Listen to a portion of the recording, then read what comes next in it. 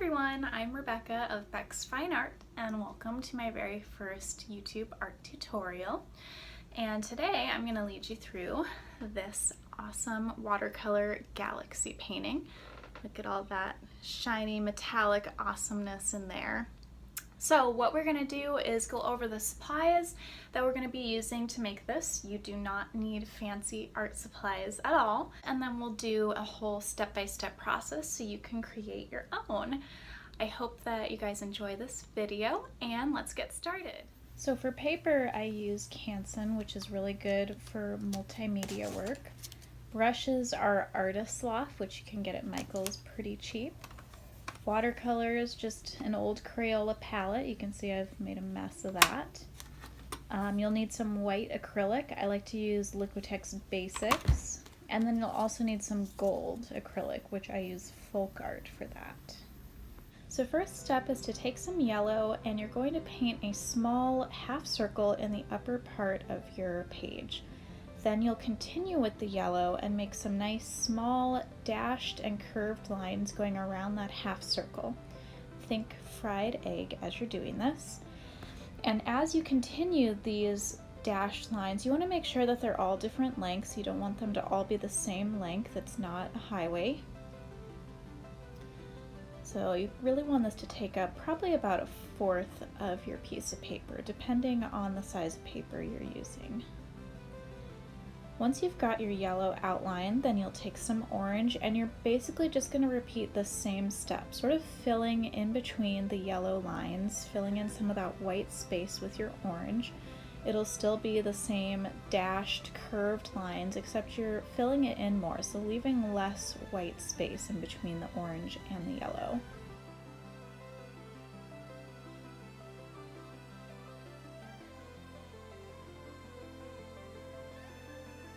Once you've got enough orange, then you'll pick up some pink, and starting on the outside, you're going to bring that pink in towards the center.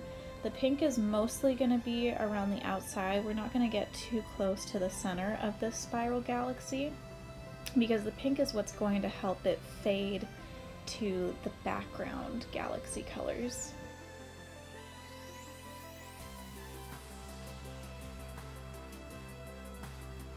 So you can see here I added a little bit more to the outside just to help for when I start blending those other colors. Once you've got those base colors added in, what you'll do is you'll just rinse your brush and you'll just use some water to help blend everything together. These are just the first steps in our spiral galaxy. It's going to look a lot different in the end, so now we're using that water to fill in all of our empty spaces. A lot of this painting is going to be going back and layering, so you might see me do the same step as I did a few minutes ago, and that's basically what you're going to keep doing the whole time. So now we're going to get started with our background colors. I'm going to start with purple first, and I'm going to go almost all the way around the spiral galaxy. So I'm going to cover that last top bit with purple, bottom left, and around the right side. And I'm going to quickly switch to pink after that. You can see my little ant friend. It's really important for these background steps to go quickly, otherwise the watercolor will dry out very fast. So you really want to move fast in these first couple of steps just to get the blending initiated. After the pink, I'm going to dab in some blue in the corner. And it doesn't really matter totally where you put these colors. They can go anywhere on the paper, so wherever you're feeling it is where you should put it. You can see that now I'm adding a second layer of these colors and bringing the colors down more towards the bottom of the paper. I'm using a dabbing and kind of a scrubbing motion with the brush to get the watercolor in. And what it looks like right now doesn't totally matter because again we're going to go back and probably do 3 or 4 layers of color on this. So this is again just to get that initial blending in place. So now I'm going to add in a little bit of red, get it to be a little bit more sunsetty, and try to get the red to blend with the purple, the pink, the blue. That way it doesn't just look like random spots of color. You really want all of your edges to blend together And how you do this is you constantly are rinsing your brush. So always make sure you rinse your brush in between colors, and then you'll just use a little bit of water in between the edges of your colors to get them to blend together a little bit more. This is how you'll avoid that kind of random spottiness that a lot of beginner galaxy paintings look like. So that's exactly what I'm doing here. So I'm just using a tiny bit of blue to blend in with the red, and then I'll go back with just some water to blend the two together.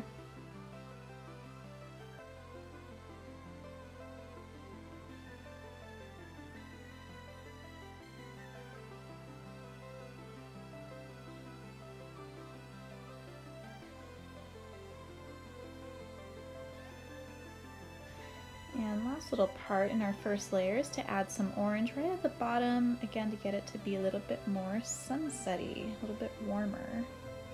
So you'll notice that my color appears to be a little bit muted now. This is because I went and I blow dried the painting. So you can really see that the colors have blended together nicely, but what happens is they also get a little bit more muted. So this is why I said before, you're really going to need 3 to sometimes 4 layers of color to really get that vibrancy that galaxies have. So I'm really just going over the same areas again with the same colors, but this time as I'm painting, I'm really trying to accentuate sort of like a cloud look. I'm not just randomly painting colors anymore, I'm covering the same areas and I'm trying to get the illusion of clouds as I go. So how I do this is I'm not mixing as much water in with my colors. So the less water you use, the more vibrant your colors are going to end up. So continuing with this cloud illusion, I'm still doing that same sort of scrubbing circular motion with the brush, and that'll really help the watercolor to dry in a cloud-like fashion. I went ahead and blow dried the painting again, so anytime you're watching the video and the color seems to have all of a sudden gotten muted, that means that I did go ahead and blow dry it. So anytime you feel like maybe your watercolor is getting a little bit muddy or runny, or you're just not getting that vibrancy, go ahead and blow dry it. Blow drying will just help you to finish the painting quicker, but it'll also help you to achieve a really vibrant color, because the more layers you add, the prettier and brighter that color is going to be.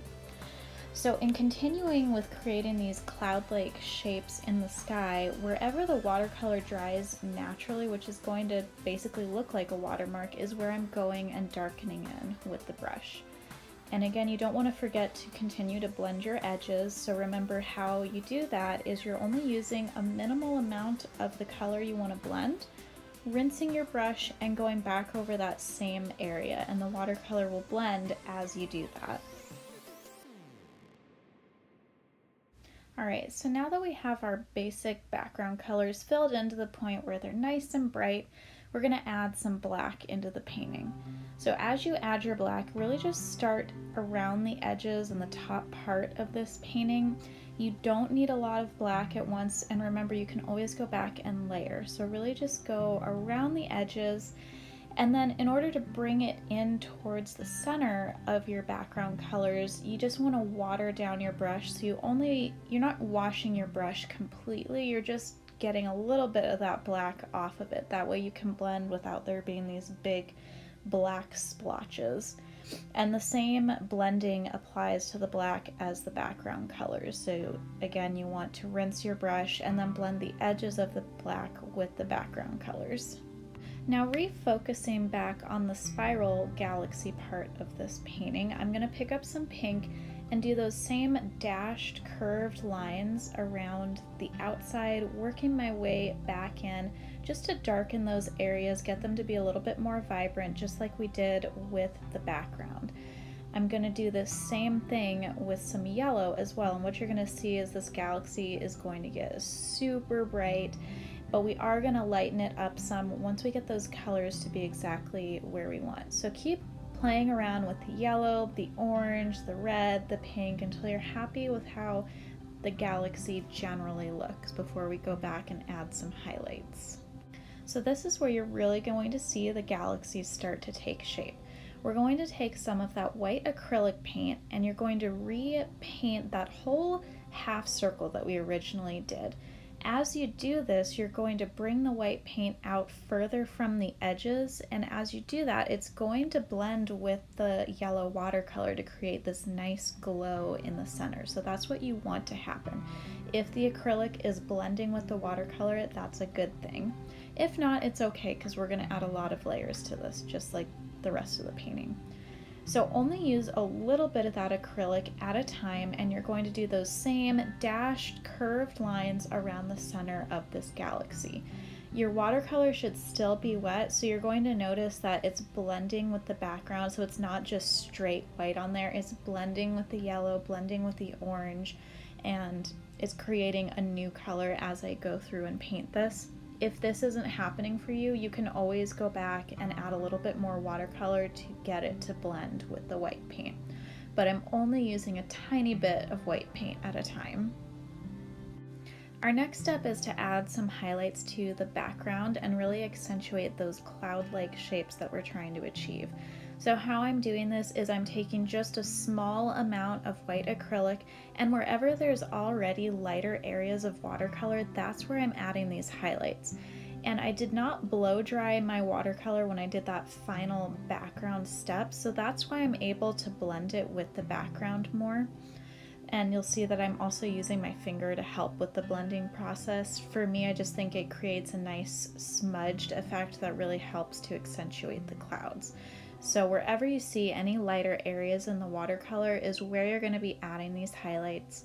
Use just a small amount of white, and if you want it to blend more with the background, don't be afraid to go re-wet your watercolor and you'll see that effect.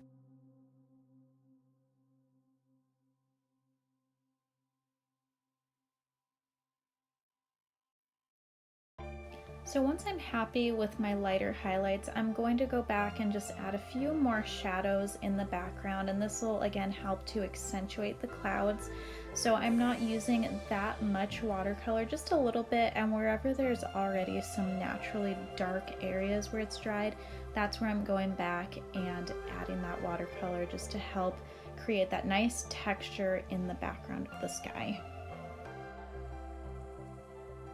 So if you think that your galaxy is still looking a little bit flat, that's what we're going to be fixing in this next step. So rinse your brush and go back to your white acrylic paint. The motion that you're going to be using is a small circular dabbing motion with the brush. You're also going to be using a lot of finger dabbing to help blend the paint into the background. I'm adding this texture wherever I've already added those white highlights in the spiral. So again, the motion is a really small circular scrubbing motion with the brush, and then you'll dab with your fingers as needed. So you can see when I do this, after I dab with my fingers, it really helps to soften that white paint because we don't want it to be straight white on there. Otherwise, it's not going to look very realistic. We want it to just have a slight texture to get it to look like that spiral galaxy we're all familiar with. As you continue with this step, you're going to bring that white acrylic to the edges of your spiral galaxy and into the background of your sky. This is how you're going to get it to be more incorporated with the background, so both subjects connect a little bit more. You may even find that in doing this, you need to add a couple extra streaks of that white acrylic paint into the background colors of the sky, but it will help to make them look more connected overall. So continue with this step until you're happy with the texture you've achieved with the spiral galaxy.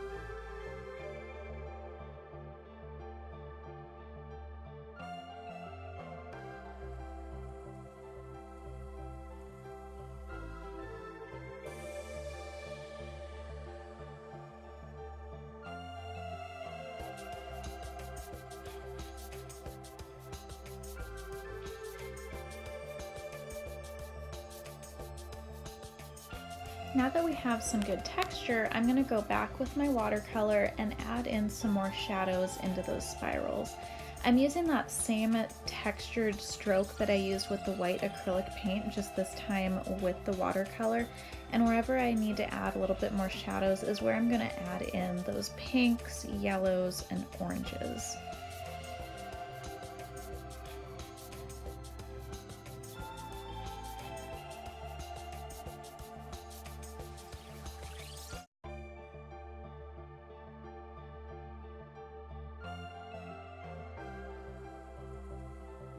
In order to create a more realistic spiral galaxy, it is going to be a lot of back and forth with your white acrylic and your watercolor, so don't feel bad if you find that you keep going back and forth. It's really about the blending with this. So what I'm doing right now is I'm really trying to create a glow-like effect of the center of the galaxy. So I'm using that same dabbing motion. I'm adding a little bit more white paint around the upper outside of that half circle, as well as around the edges of the half circle. That's going to help achieve that glowing effect that we want.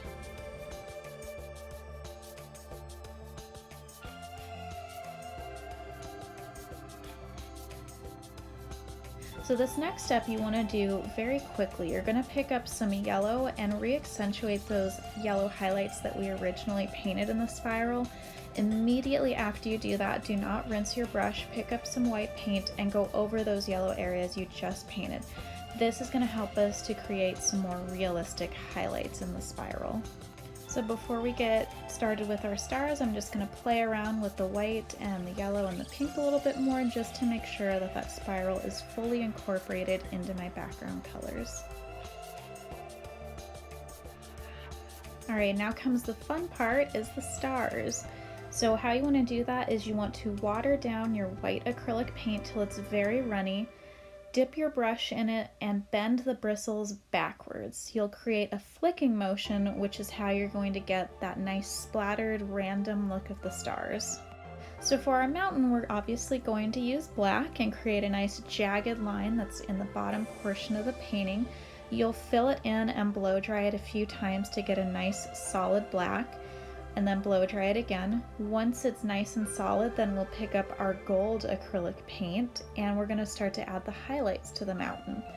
This texture is going to be a really quick streaking motion. Your gold is going to be very solid at the edges or the top of the mountain, and then those streaks are going to taper down as you get towards the very bottom of your painting. This is creating the illusion of light hitting the tops of the mountain, and where it's in shadow, it'll obviously be dark.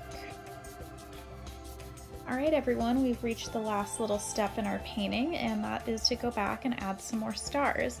So you want a really small brush for this and some acrylic paint, and you're just going to randomly add some more. If you don't have a little brush, you can flip your brush around and use the wooden end to add these stars. I'm going to add them mostly in the spiral galaxy. That's going to be where it's more realistic that they appear. And then I'll randomly add them throughout the colors in the background of the sky as well. I hope you all enjoyed this video. Please feel free to email me your spiral galaxy pictures and I'll repost them on my Instagram. My email, Instagram, Etsy, and TikTok are all going to be on the next slide, and definitely subscribe to my YouTube channel. I'm going to be doing a lot more tutorials, so if you have certain galaxy or space themed pictures you want to see, don't hesitate to comment. And I will also be doing a giveaway once I get to 100 subscribers, so please make sure you do that. Thank you guys for painting with me, and I can't wait to see your galaxy creations.